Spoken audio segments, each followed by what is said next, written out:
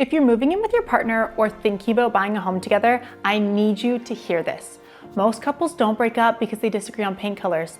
They break up because they never talked about money, ownership, or what happens if life changes. So today, I'm gonna walk you through the real life conversations that protect your relationship and your real estate. Hey, I'm Jenna Horton, your hometown realtor here in Sarnia, Lambton. I help couples and families make smart moves, not just emotional ones. This video is lifestyle focused, but very real estate practical because I see these situations all the time. Moving in, buying together, adding someone to title, refinancing, and separations. Let's make sure you go into it with clarity. Here's the truth. If you're talking about moving in, you're already at the stage where you should be talking about money. Not in a scary way, just in a we're building a life way.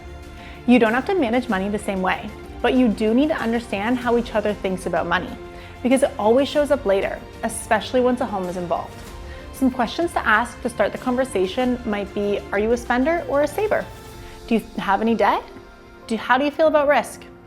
How do you see us sharing household expenses? This is where some couples do get stuck. Fair isn't always 50-50, especially with real estate. Sometimes one partner owns the home already. Sometimes one partner has a bigger down payment. And sometimes one person earns more than the other. Instead of asking, should we split everything 50-50, maybe ask what's fair in your situation. Examples that actually work could be one person pays utilities and groceries and the other covers property taxes and insurance, or a percentage split instead of an equal split depending on your incomes. Another option could be a shared joint account for household expenses and personal accounts for everything else. That's what my partner and I do. In our household, it works out to be 50-50, so we contribute the same amount to a joint account monthly for household expenses and keep our other finances completely separate. 50-50 is simple, but simple isn't always fair, and unfair becomes resentment in a relationship really quickly. Now, what if you already own the home and your partner moves in? The rent conversation can be one of the most common awkward conversations. I see this with my friends and some of my clients all the time. If one person moves into the other person's home, should they pay rent?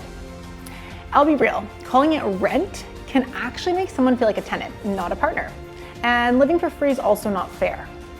A helpful reframe to this might be, instead of calling it rent, you could call it your monthly contribution towards the cost of living in the home.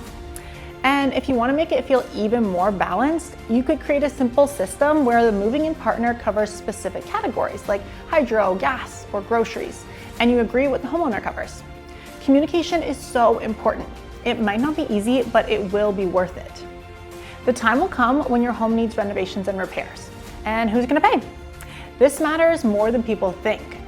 Once you live together, life happens. The furnace goes, the roof leaks, the driveway needs work. Here's the rule of thumb I see work best. If it's maintenance on an asset one person owns, that person usually pays. If it's an upgrade that benefits both lifestyles, you need a clear agreement. Nothing causes tension faster than, I paid for the new deck, but it's not my house. Okay, this is the part no one wants to talk about, but I'm gonna bring it up anyways. What happens if you break up? I said it. Not because you're planning for it, but because real estate is a huge legal and financial commitment. And here's the line I love. If you don't make an agreement now, the government already has one in place for you. I learned this the hard way. So if you're moving in together, buying a home together, or bringing different assets into the relationship, you should at least explore a cohabitation agreement or a prenup with a lawyer. It protects both people and removes so much uncertainty and friction later. One last point I really want to underline. If one partner is struggling with money, paying off their debt without changing their behavior usually doesn't fix anything.